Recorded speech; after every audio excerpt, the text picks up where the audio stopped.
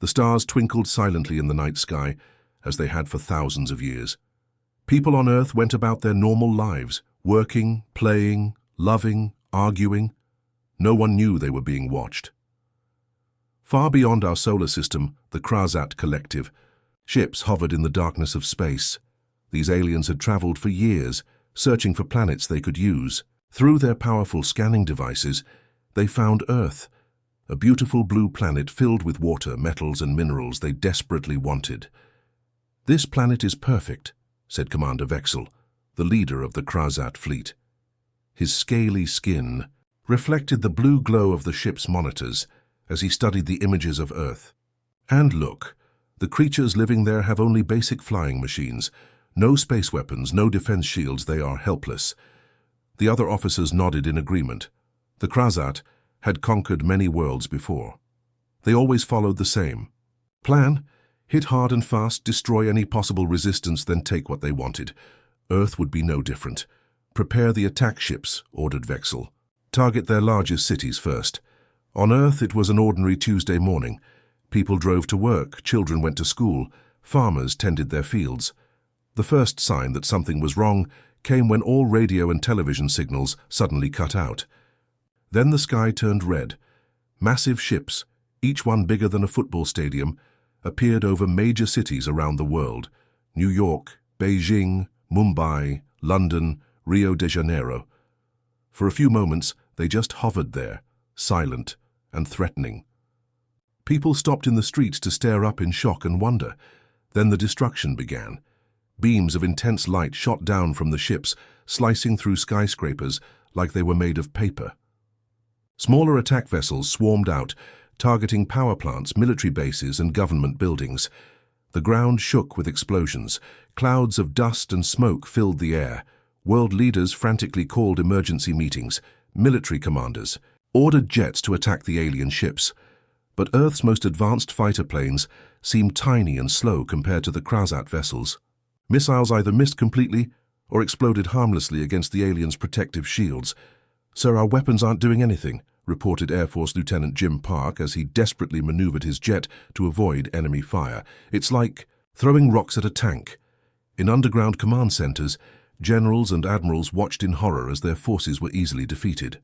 Satellite images showed similar scenes playing out across the globe.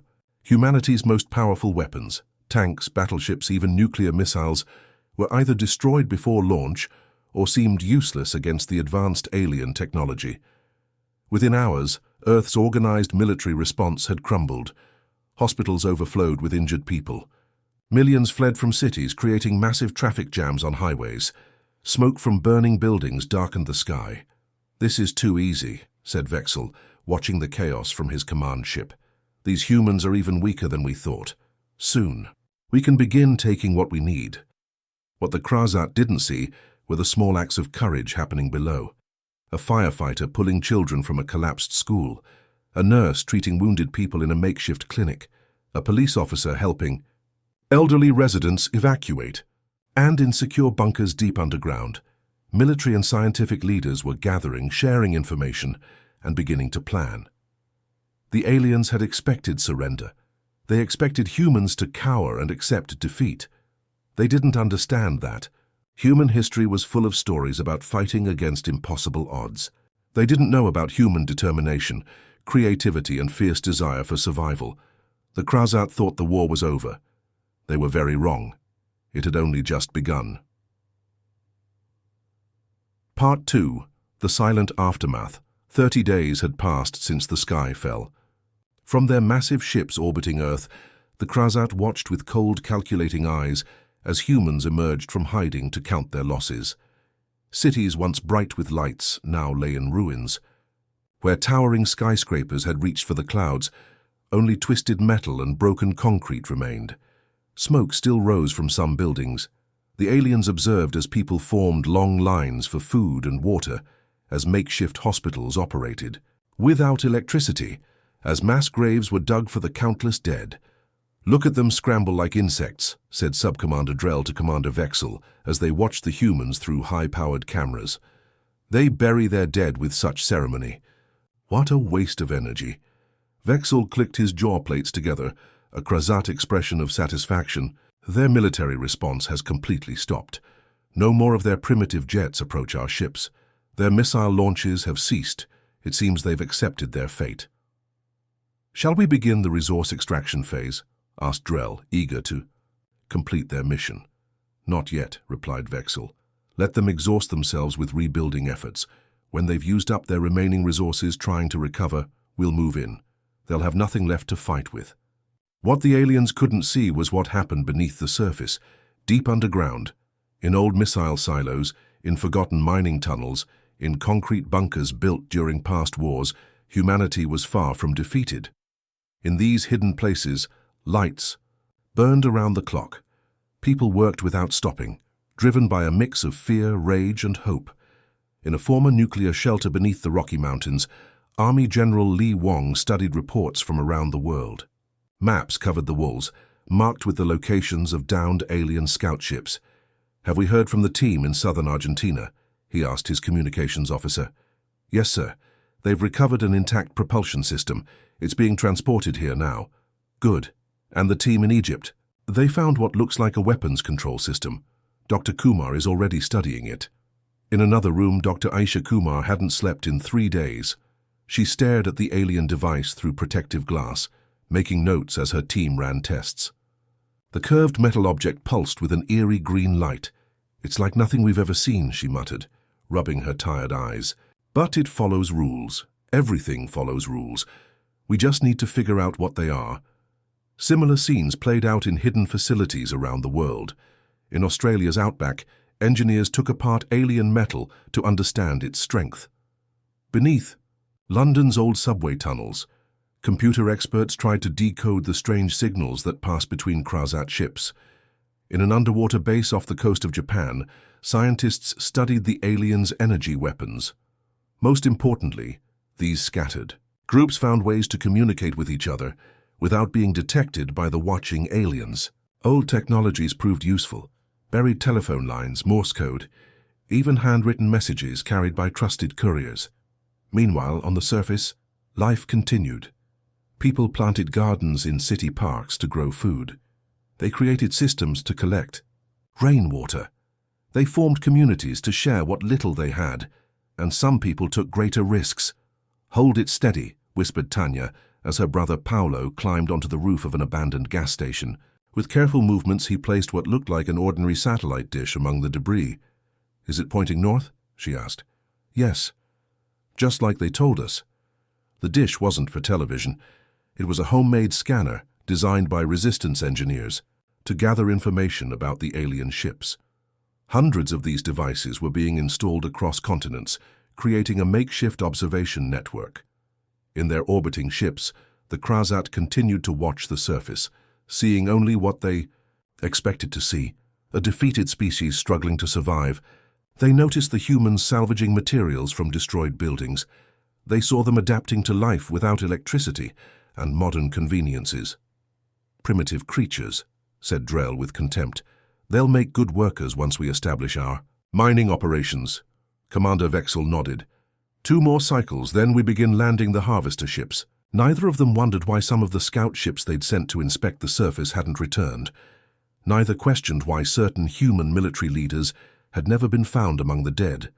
They saw humans burying their dead and rebuilding. Simple shelters, and mistook silent preparation for surrender. The Krasat believed they were watching humanity's final chapter. Instead, they were witnessing humanity's most determined hour. Part 3. The Human Response. The underground lab hummed with the sound of machines working at full capacity. Dr. Aisha Lin hadn't left this room in 3 days. Dark circles hung under her eyes, but there was a fierce energy in her movements as she studied the strange metal cylinder recovered from a downed alien scout ship. Before the attack, Dr. Lin had been one of the world's leading quantum physicists at the National Research Institute. Now she was something more, a woman with nothing left to lose. The photos on her desk showed a smiling family, her husband teaching their daughter to ride a bike, a vacation at the beach, a graduation ceremony. All gone now, buried under the rubble of what used to be their home. "Dr. Lin," a young assistant approached cautiously. "You should get some rest." I'm close, she replied, not looking up from her work. Look at these energy readings, the way this material bends space around it. It's not just advanced technology. It's like they've discovered an entirely different branch of physics. She pressed a button, and the alien device pulsed with blue light. The instruments around it went crazy, some shutting down completely. "There!" she exclaimed, pointing at a pattern on her computer screen. "Did you see that? The quantum field collapsed exactly how I predicted." She turned to her team, her exhaustion momentarily forgotten. "We can replicate this. We can build our own." Halfway across the world, in a repurposed salt mine deep beneath the earth, Colonel Thomas Rivera wiped sweat from his forehead as he watched soldiers from 20 different countries train together. American Marines practiced alongside, Russian Spetsnaz. British SAS troops shared techniques with Chinese special forces. Old enemies worked side by side, united by a greater threat. Rivera's right arm ended in a bandaged stump, a reminder of his unit's direct encounter with the Krasat during the initial invasion. Out of his entire team, only he and 2 others had survived.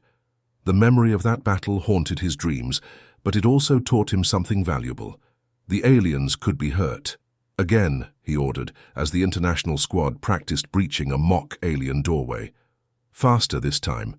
Remember, their reaction speed is better than ours. We need to move like lightning." A young Israeli soldier stepped forward. "Sir, we recovered more of their armor from the crash site near Lebanon. It's resistant to bullets, but not to extreme heat. We're adapting flamethrowers to use against them." Rivera nodded. "Good. Add that to the tactical database. Share it with all teams." What had started as scattered resistance groups was becoming something more organized, a true global response. Old military channels that had survived the attack were now used to coordinate efforts worldwide. Every bit of information about the enemy was precious. Every recovered piece of alien technology a potential game changer. Meanwhile, in what used to be a high school computer lab in Seoul, 16-year-old Min Jun stared at his screen with growing excitement. Before the invasion, he had been just another teenager obsessed with coding and video games. Now those skills were saving lives. "Look at this," he said to his former computer science teacher, now his partner in the resistance. "I've been recording the signals between their ships for weeks. There's a pattern." On his screen, strange symbols flashed in seemingly random sequences, but Min Jun had mapped them out across time, creating a 3-dimensional model of the communication pattern. "Here, every 17 minutes there's a gap in their transmission. Just for a split second, but it's always there." His fingers flew across the keyboard. "And here, when they send these specific command sequences, they always follow the same encryption method." His teacher leaned closer. "You're saying they have a predictable security protocol?" Min Jun nodded eagerly. "Yes, their system is advanced, but it's rigid. No creativity. If we can predict when that transmission gap will happen, and if we send exactly the right type of signal during that gap, we could hack their entire network," his teacher finished, eyes widening with realization. Around the world, these breakthroughs and thousands of smaller ones were happening simultaneously. Farmers figured out which tools could damage alien materials. Chemists discovered weaknesses in the aliens' environmental suits. Engineers reverse-engineered alien power sources. In their orbiting ships, the Krasat remained oblivious. They saw humans rebuilding primitive shelters and assumed they were witnessing resignation. They didn't understand that humans had faced extinction before, from ice ages, from plagues, from world wars, and had always found a way to survive. They didn't realize that humans were most dangerous when cornered. That innovation flourished under pressure. That hatred could become fuel for extraordinary courage. The Krasat thought they were watching humans accept defeat. Instead, they were watching humanity prepare for war. Part 4. Operation Prometheus. The massive Krasat harvester ship descended slowly toward the Colorado mountains. Its shadow darkened entire valleys as it moved, like an artificial eclipse. Smaller ships swarmed around it like insects, scanning the ground for mineral deposits. 6 months had passed since the aliens first attacked Earth, and now they were beginning the next phase, stripping the planet of its resources. "Begin landing sequence," ordered Fleet Commander Vexel from his control chamber. Deploy extraction teams in grid pattern Alpha. Yes, Commander, replied his subordinate. The humans in this region fled weeks ago. We detect no resistance. Vexel made a clicking sound with his jaw plates, a gesture of satisfaction. As expected, their species lacks both the technology and the will to oppose us. Soon the extraction will be complete, and we can move on to the next world. What the Krauzat sensors failed to detect was the activity happening on the far side of the moon. Hidden from both Earth and the alien fleet, in the shadow of lunar mountains, humans had built something impossible. The ship was small compared to the alien vessels, roughly the size of a passenger airplane. Its dark hull absorbed light rather than reflecting it. No windows broke its smooth surface, just a few carefully designed sensor arrays. Inside its cramped quarters, 12 men and women made final preparations. Colonel Raj Patel checked his weapon one last time before strapping himself into the command chair. 6 months ago he had watched helplessly as alien ships destroyed his military base. Now he was about to strike back. Status report, he ordered, his voice calm despite the weight of the mission. Engine systems green, reported the pilot, a former Air Force test pilot named Hannah. Quantum drive is stable. Life support functioning at 98%, added another crew member. Oxygen recyclers are online. Dr. Lin looked up from her station, where she monitored the ship's power core, her creation built from what she had learned studying the alien technology. Power levels at maximum. The core is handling the load better than expected. Patel nodded and opened the communication channel to Earth. Mission Control, this is Prometheus. We are go for launch. Deep underground, in what used to be a missile silo and now served as humanity's secret space command, General Wong received the message. Around him, technicians monitored screens showing the position of every Krauzat ship in Earth orbit. You have a clear path, Prometheus, he replied. All alien vessels are focused on the landing operations. They're not looking your way. He paused, then added, Good hunting. On the lunar surface, magnetic clamps released the Prometheus from its makeshift dock. For a moment, the ship hung motionless in the moon's weak gravity. Then blue light flared from its engines, and it began to move, slowly at first, then with increasing speed. Stealth systems activated, reported the ship's tactical officer, a former submarine commander who understood the importance of moving undetected. We're running silent. The Prometheus slipped away from the moon, accelerating into the darkness between worlds. Its hull contained technology that absorbed radar and LiDAR signals rather than reflecting them. Its engines left no traditional heat signature. To the Krauzat sensors, it was practically invisible, a ghost ship carrying humanity's best hope. Inside, the crew worked with quiet efficiency. They had trained for this mission for months, using simulators built from what humanity had learned about alien ships. Each person on board was the best in their field, pilots, soldiers, scientists, engineers, and each knew this was likely a one-way trip. Dr. Lin monitored the quantum drive with careful attention. The technology was still experimental, built from her understanding of alien physics. Power fluctuation in Sector 3, she reported. Compensating. Her fingers moved across the control panel, adjusting values. The ship shuddered slightly, then steadied. Where did they learn to build this? Asked one of the younger crew members, looking around in wonder. 6 months ago, we couldn't even leave Earth orbit without rocket fuel. Necessity, replied Hannah from the pilot's seat. And rage. Turns out those are powerful motivators. Colonel Patel studied the tactical display showing their destination, Mars. The red planet had been transformed in recent months. Where there was once only dust and rock, now stood a sprawling Krauzat outpost, their forward base for the conquest of Earth. 2 hours to insertion point, announced Hannah. No sign they've detected us. Patel nodded and addressed his crew. Remember why? We're here. We're not just fighting for ourselves. We're fighting for everyone they've killed, and everyone still hiding in bunkers back home. He looked at each face in turn. Today, we show these aliens that humanity isn't defeated. We're just getting started. As the Prometheus silently approached, Mars, the harvester ships continued their work on Earth, their crews completely unaware that humans had already taken their first step into space, and their first step toward Retribution. Part 5. The First Victory. The Prometheus touched down on the Martian surface 3 kilometers from the alien base. From this distance, the Krasat outpost looked like a small city with dome-shaped buildings connected by enclosed tunnels. Lights glowed in the perpetual Martian dusk, and alien ships regularly departed and arrived, ferrying supplies between Mars and Earth. Colonel Patel looked through high-powered binoculars at their target. Remember, we need to reach their central data hub. Everything else is secondary. The team of 12 gathered around a holographic map projected from a small device. They wore specially designed suits that would protect them from both the Martian environment and alien weapons.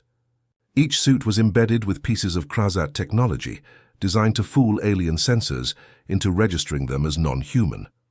"The base has 3 main entry points," said Lieutenant Ortiz, pointing at the map. "Security will be heaviest at the main gate and the landing pad. Our best option is this maintenance hatch on the eastern side." Dr. Lin adjusted something on her wrist computer. "Minjun's algorithm is loaded and ready. Once we reach a terminal, I can deploy it to breach their network." They moved out across the red landscape, keeping low behind rock formations. Mars had always seemed like a dead world to humans, empty, cold, and distant. Now it housed an alien army preparing to strip Earth of everything valuable. "Contact in 30 seconds, whispered Ortiz as they approached the maintenance hatch. 2 Krasat guards stood nearby, their elongated forms encased in environmental suits. "Remember," said Patel to quick and quiet.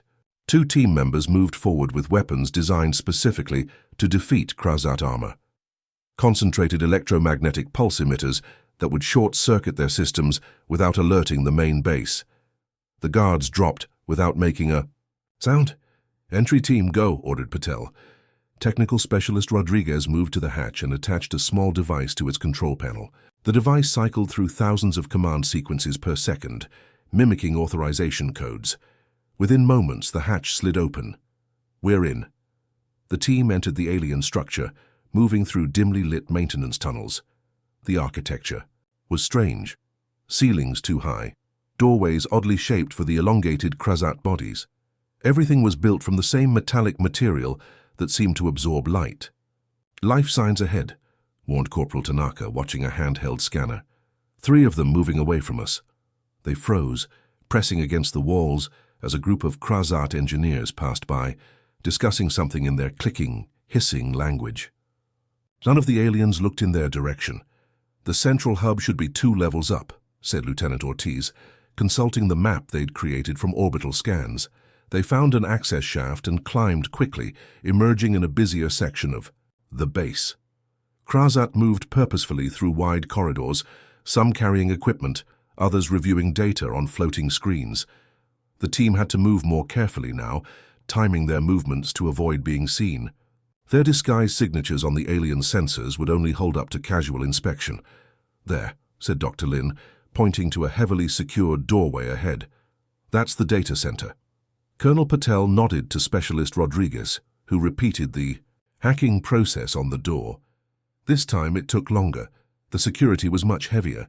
"I'm in," she finally whispered as the door slid open. "But they'll know something's wrong soon." The data center was a massive room filled with pulsing crystalline structures, the alien equivalent of computers. Streams of light flowed between the crystals, carrying information throughout the Krasat network. Dr. Lin moved quickly to what appeared to be a control terminal. "Cover me. This will take a few minutes." The team took defensive positions around the room as she worked, connecting her device to the alien system. On her screen, strange symbols flashed rapidly as Minjun's algorithm began breaking through the Krasat encryption. "It's working," she said, excitement in her voice. "I'm accessing their command protocols, ship deployments, communication codes." Her eyes widened. "And coordinates, star charts showing the location of their homeworld." Suddenly, alarms began to sound throughout the base. A voice barked orders in the alien language. "They've detected the breach," said Rodriguez, monitoring the base's internal communications. "We've got maybe 5 minutes before they lock down this entire section." "Download everything you can," ordered Patel. Everyone else, prepare for contact. Dr. Lin worked frantically, copying massive amounts of data. Sending transmission to Earth now, she announced. Using their own communication array to boost the signal. The first Krasat security team arrived moments later, bursting through the doorway with weapons raised. They clearly expected to find fellow Krasat who had accidentally triggered the alarm. Instead, they found humans, a species they had dismissed as primitive and defeated. The battle was fierce but brief. The human weapons, designed specifically to target Krasat vulnerabilities, proved devastatingly effective. But more aliens were coming. "Transmission complete," shouted Dr. Lin. "Earth has the data." Colonel Patel made the hardest decision of his life. Initiate final protocol. The team had always known this might be a one-way mission. Each member carried a small but powerful explosive device. Together, they would destroy the entire outpost. "It's been an honor," said Patel, looking at his team one last time. As Krasat reinforcements poured into the data center, the human team activated their devices. The resulting explosion rippled throughout the base, destroying the command center, the landing pads, and most of the support structures. From orbit, the blast appeared as a brief flash on the Martian surface. On Earth, in the underground command center, General Wong received the transmission, complete schematics of Krasat technology, ship deployments, and most importantly, the location of their home world.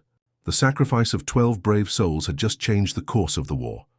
"They've done it," he whispered, staring at the screens filling with alien data. "Now we can really fight back." Part 6. The Arsenal of Humanity.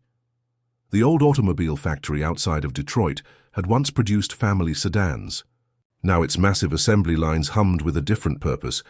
Where car doors and engine blocks had once moved along conveyor belts, now strange metallic components took shape, parts for ships that would sail not on water, but through the void of space. Factory supervisor Tom Reynolds wiped sweat from his brow as he checked the quality of the latest batch of shield generators. Before the invasion, he'd spent 20 years making sure cars were built right. Now he applied that same attention to detail to humanity's last hope. "How's it looking?" asked Dr. Kavita Sharma, the physicist assigned to his production line. Once, she had been a theoretical researcher at a prestigious university. Now, her theories were being put directly into practice. "Tolerance is within 0.02 millimeters, Tom replied, checking his instruments. "Better than yesterday," Dr. Sharma nodded with satisfaction. "Good. These need to be perfect. They'll be installed on the forward section of the Vengeance." This scene was repeating itself across the planet. In underground facilities, in repurposed factories, in hidden shipyards, humans worked with single-minded purpose. The information stolen from the Mars outpost had been a treasure trove. Detailed schematics of Krasat technology, tactical data about their fleet movements, and most crucially, their weaknesses. In what had once been a football stadium in Brazil, now covered by a massive camouflage dome, General Wong addressed representatives from 50 nations. On the field below, engineers were assembling the skeleton of what would become Earth's first true battleship. "The Krasat believe they understand us," he said, his voice echoing through the vast space. "They think we're primitive because we haven't mastered space travel. They think we're weak because we value individual lives. They've mistaken our diversity for division." He gestured to the massive ship taking shape. "What they don't understand is that humans have been fighting wars since we first picked up stones. We've spent our entire history developing ways to defeat enemies stronger than ourselves." On screens, around the stadium, images appeared showing the progress of similar construction projects around the world. In harbors and dry docks, ocean-going aircraft carriers were being retrofitted with alien propulsion systems. In the Gobi Desert, a massive gun pointed skyward, a rail cannon designed to shoot down Krasat ships from Earth's surface. 18 months, said Wong. "That's how long we have before their main fleet arrives. The ships currently harvesting our planet are just the advance force. But when the Krasat return in full strength, they'll find a very different Earth waiting for them." In a laboratory beneath the Swiss Alps, Dr. Lin worked alongside scientists from 30 different countries. The room was filled with pieces of salvaged alien technology, each being studied and improved upon. The Krasat rely too heavily on their technology, she explained to a group of engineers. They've been the dominant species in their region of space for so long that they've stopped innovating. Their ships are powerful but predictable. Their tactics are effective but inflexible. She held up what looked like a circuit board, but made from materials no human had created before the invasion. We're not just copying their technology, we're improving it, making it our own. That was humanity's greatest strength. Where the E. Krasat saw only one correct approach to any problem. Humans saw countless possibilities. Where alien engineers followed established designs, human scientists asked, what if? In a simulator chamber in Japan, pilots trained to fly the new hybrid fighters. The cockpits combined familiar human controls with adapted alien systems. The pilots themselves were a mix of military aviators, civilian flight instructors, and even video game champions, whose reflexes and spatial awareness made them surprisingly effective. The Krasat ships are faster in straight lines, explained Flight Commander Tanaka to her squadron, but our designs sacrifice some speed for maneuverability. In combat, that will give us an edge. They expect targets to flee in predictable patterns. We won't be predictable. Around the world, these preparations continued day and night. Old enemies set aside centuries of distrust to work together. Resources were shared, innovations freely exchanged. Countries that had once aimed nuclear missiles at each other now combined their scientific knowledge to build shields against a common threat. And through it all, the Krasat continued their methodical harvesting of Earth's resources, unaware of what was happening in abandoned mines, underwater bases, and hidden mountain facilities. They saw humans rebuilding primitive cities and assumed they were witnessing the struggling remnants of a defeated species. They didn't notice that certain critical minerals were becoming mysteriously depleted before their mining operations could reach them, secretly redirected to human production facilities. They didn't realize that some of their own communications were being monitored, their movements tracked, their tactics studied. In the mountains of Colorado, not far from where a Krasat harvester was stripping away ancient forests, General Wong stood with Dr. Lin on the hidden landing pad. Above them, stars twinkled in the night sky. Soon those stars would witness humanity's response to those who had thought Earth would be an easy conquest. "First squadron is ready for testing," said Wong.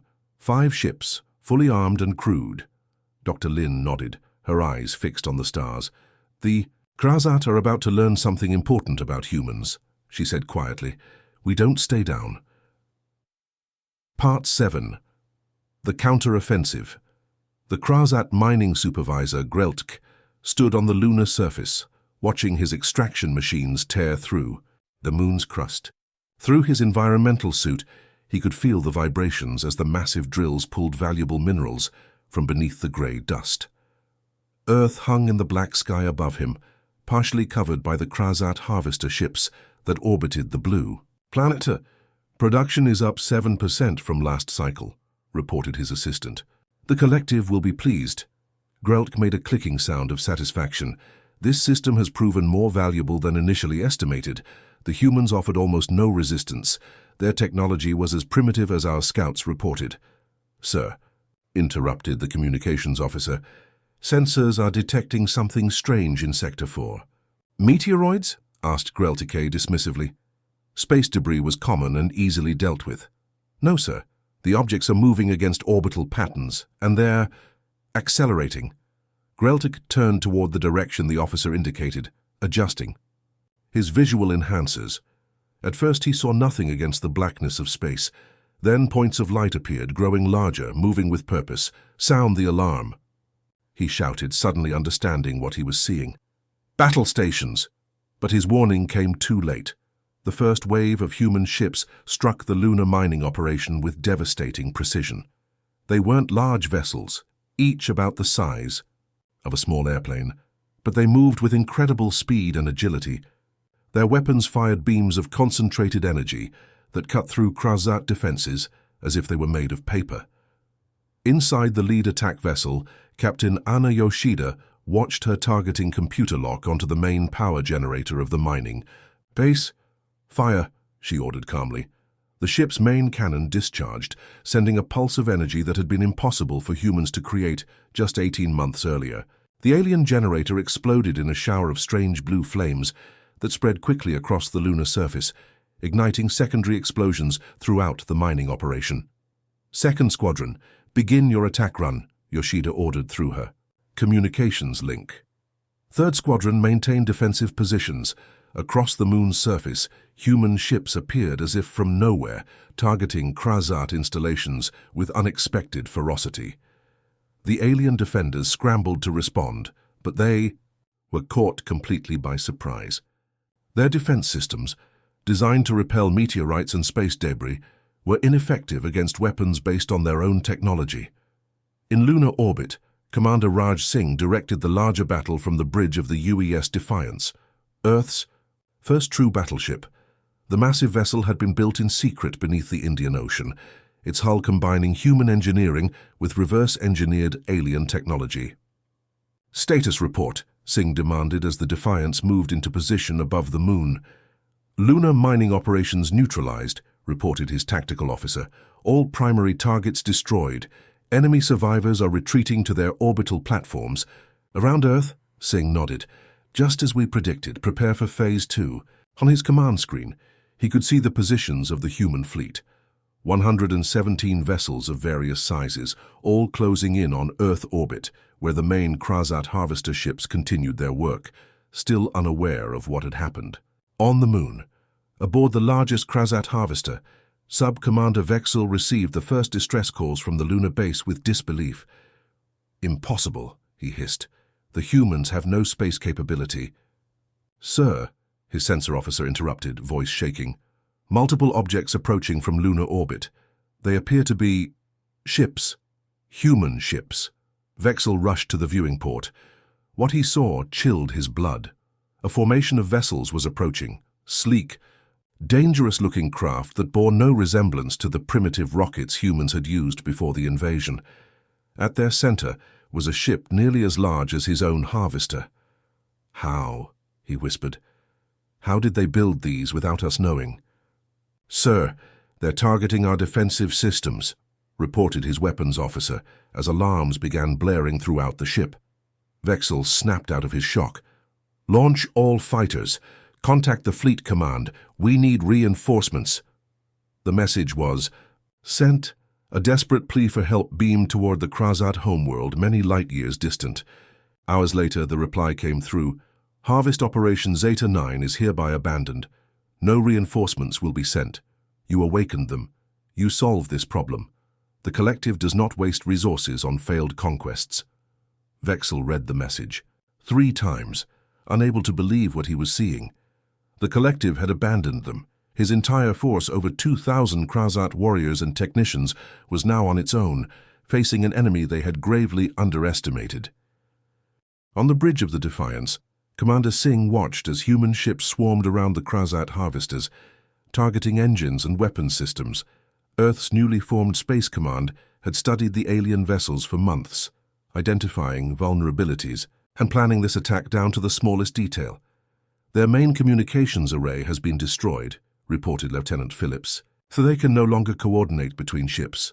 Singh nodded with satisfaction. "Begin boarding operations. Remember, we want prisoners and intact technology." Across Earth orbit, specially trained human strike teams breached the hulls of crippled Krasat vessels. The fighting inside was fierce but one-sided. The aliens, accustomed to overwhelming their enemies with superior technology, found themselves facing humans who understood their weapons and tactics all too well. In the command center beneath the Rocky Mountains, General Wong and Dr. Lin watched the battle unfold on massive screens. Blue icons representing human ships moved with coordinated precision against the red symbols of the Krasat fleet. One by one, the red icons winked out or changed to yellow, indicating capture. "They never saw it coming," said Wong softly. "All these months they thought we were just trying to survive." Dr. Lin nodded. "That was their mistake. They judged us by their standards, a species that conquers through superior technology alone. They didn't understand that humans have been overcoming stronger opponents throughout our history. Within 12 hours, the battle was over. The Krasat invasion force that had terrorized Earth for nearly 2 years had been completely defeated. Their ships were captured or destroyed. Their surviving personnel were taken prisoner, and humanity, united as never before, had taken its first steps into a larger universe, a universe that would soon learn that Earth was not a world to be trifled with. Part 8. The Hunt. The asteroid belt between Mars and Jupiter had once been a quiet, empty region of space. Now it echoed with the sounds of battle. Hidden among the floating rocks and ice, a Krasat scout ship tried desperately to remain undetected as it powered down all non-essential systems. Inside the cramped vessel, Captain Drelvac watched nervously as energy readings flashed across his console. His crew of 7 had been on the run for weeks, ever since the shocking defeat of the Krasat forces around Earth. They had thought they might be safe here, in this chaotic jumble of space debris. They were wrong. "Contact bearing 047, whispered his sensor officer. 3 human ships coming in fast. Drelvac hissed in frustration. How had they been found? The humans shouldn't have been able to track them here. "Prepare for emergency jump," he ordered. "We need to warn the outpost on Titan." Before his crew could respond, the ship shuddered violently. Warning lights flashed across every console. "They've locked onto us with some kind of energy beam," reported the engineer in disbelief. "Our engines are shutting down." Through the view screen, Drelvac watched as 3 sleek human vessels emerged from behind a nearby asteroid. Their design was unlike anything he had seen before, not copies of Krasat technology, but something new, something that combined alien principles with human innovation. "This is Admiral Victoria Santos of the United Earth Fleet," came a voice over their communication system, speaking perfect Krasat language. "Your vessel is disabled.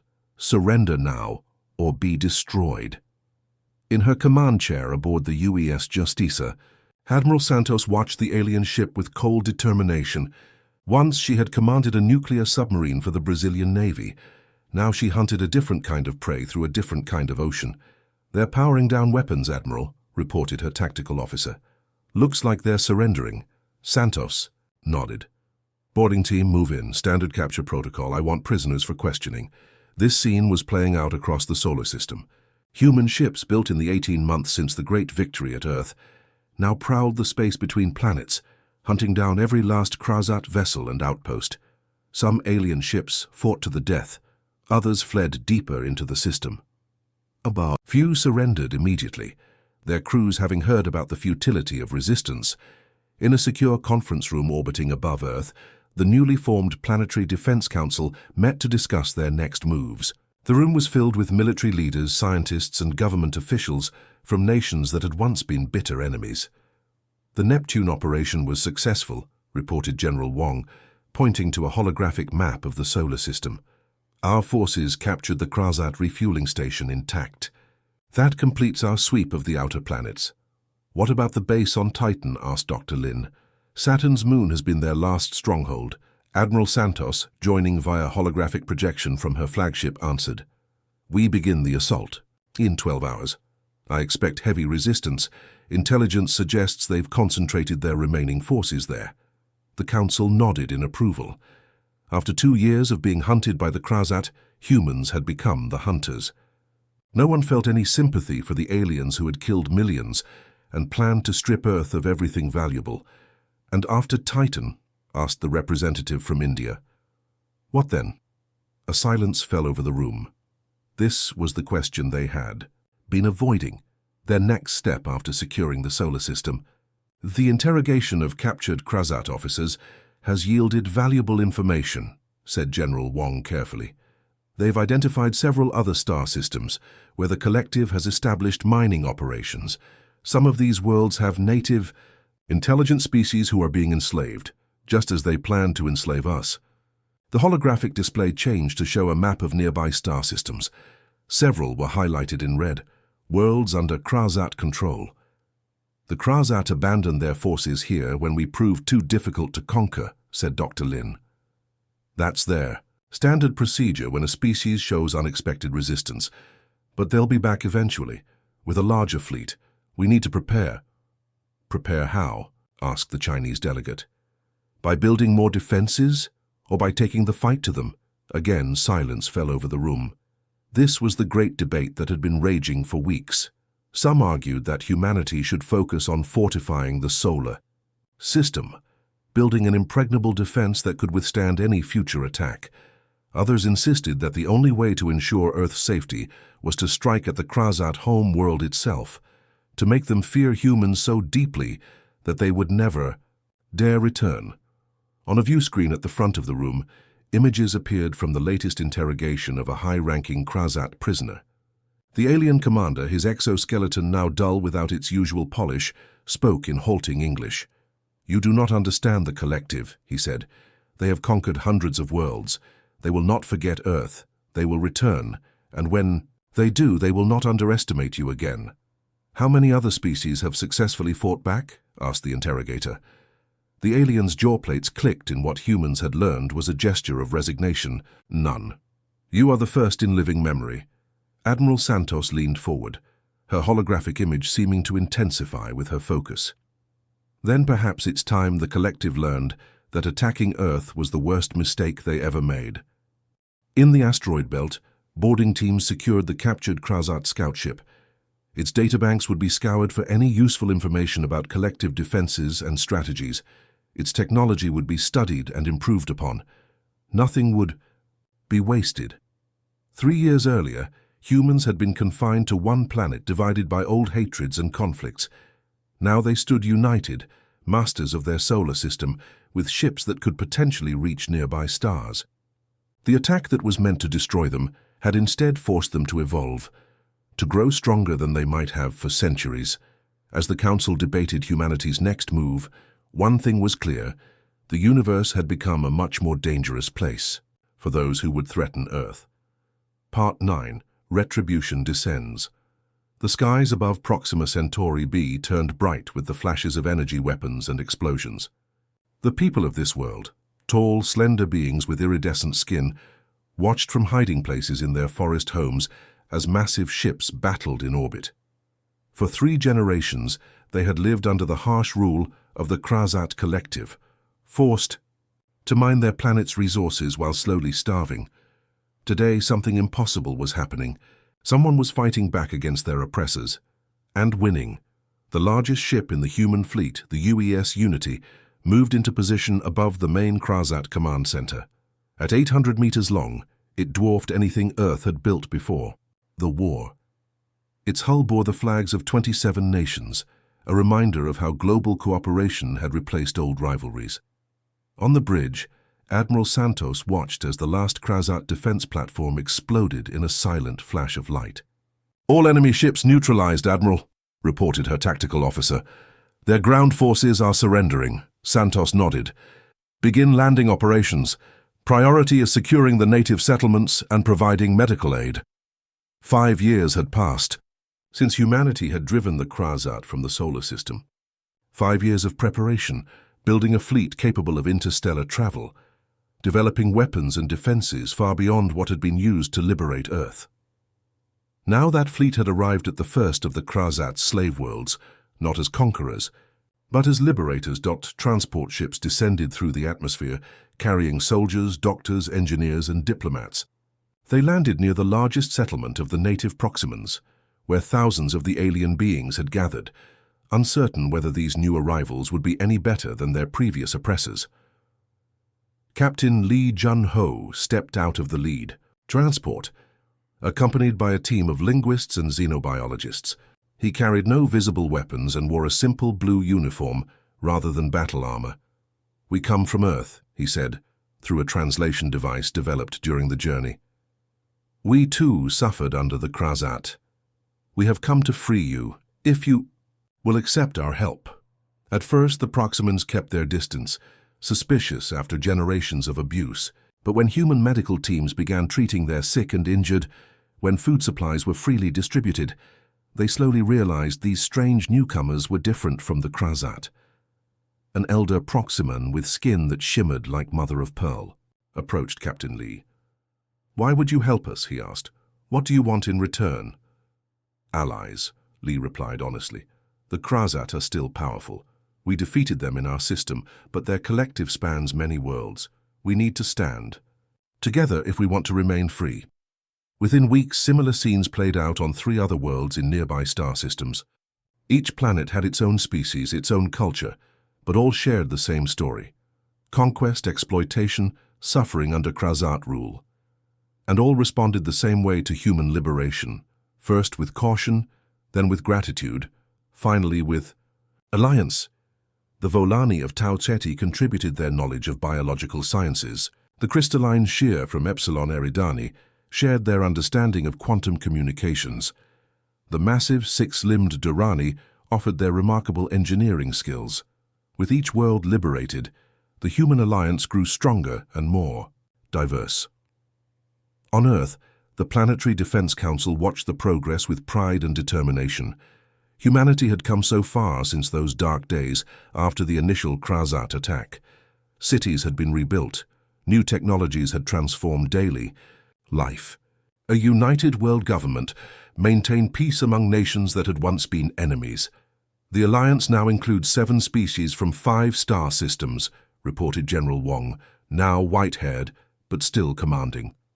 The intelligence we've gathered from each liberated world has given us a complete picture of the Krasat Collective, their strengths, their weaknesses, and the location of their home world. The room fell silent at this last point. For 5 years they had been working toward this moment, the chance to bring the fight directly to those who had attacked Earth without provocation. The question remains, said Dr. Lin, who had supervised the development of the fleet's advanced propulsion systems. What do we do when we reach their homeworld? Do we destroy them as they would have destroyed us? It was a question that touched the very soul of what humanity had become. Vengeance would be easy. The Alliance fleet now had the power to reduce the Krasat homeworld to ashes. But would that make them any better than the Collective? 3 months later, the greatest fleet ever assembled by the Alliance entered orbit around a ringed planet with 3 moons, the heart of the Krasat Collective. 500 ships from 7 species moved into formation, their weapons ready, but not yet firing. On every Krasat communication channel in their own language, a message played, "Attention Krasat Collective Leadership. 5 years ago you attacked Earth and expected no response. You murdered millions and planned to strip our world bare. Now Retribution has descended. The species you enslaved stand united against you. Prepare for negotiations or extinction. The choice is yours." In the Collective's Grand Assembly Hall, the Krasat Supreme Leader stared at the images of the Alliance fleet. Never in their 1,000-year history of conquest had they faced such a force. Never had their former slaves risen up together. And never had they encountered a species like humans, beings who could adapt so quickly, fight so fiercely, and yet show mercy when victory was achieved. How did this happen? He asked his advisors. How did a primitive world with no space travel become this in just 5 years? No one had an answer. The Krasat had never understood what they awakened when they attacked Earth. They never grasped that humans had spent their history overcoming challenges, that diversity made them stronger, not weaker, that cooperation could achieve more than conquest. 12 hours later, the Krasat Collective surrendered unconditionally. The war that had begun with an unprovoked attack on Earth ended not with the extinction of either side, but with the birth of something new, an interstellar alliance based on mutual respect and defense. As the surrender documents were signed, Admiral Santos stood alongside representatives from all 7 Alliance species. She thought about the long journey from that terrible day when alien ships first darkened Earth's skies to this moment of triumph. They attacked Earth, expecting no response, she said quietly. Instead, they got a revolution that changed the galaxy. The Alliance would continue to grow, welcoming new worlds and species, always guided by the principles forged in humanity's darkest hour. That freedom must be defended, that diversity brings strength, and that even the most terrible attack can become the foundation for something better. From the ashes of attempted destruction, a new order had risen, and at its heart stood the world the Krasat had dismissed as primitive, the planet called Earth.